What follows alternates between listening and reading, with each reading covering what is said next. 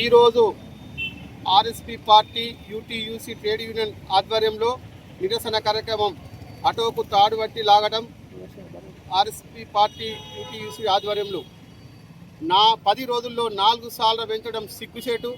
ఇంతకుముందు ఏ గవర్నమెంట్ ఇంతగానం పెంచలేదు. రూపాయిన్నర 2 రూపాయల దాకా 90 పైసల దాకా పెంచినా కానీ 10 పైసలు 40 పైసలు 50 పైసలు పెంచింది.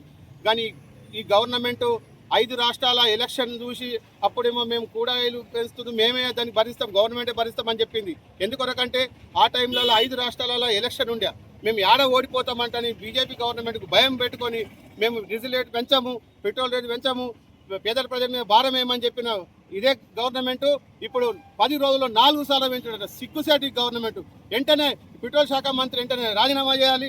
ప్రధాని మోడీ వెంటనే రాజీనామా చేయాలి. పేదల ప్రజల మీద భారమేనని బీజేపీ ప్రభుత్వం చెప్పిన ఈ మోడీ పేదల ప్రజల మీద భారం వేసి పేద ప్రజల్ని నటించే ప్రయత్నంగా చేస్తున్నాడు. అందుకు వెంటనే పేద ప్రజల్ని ఆదుకోవాలి.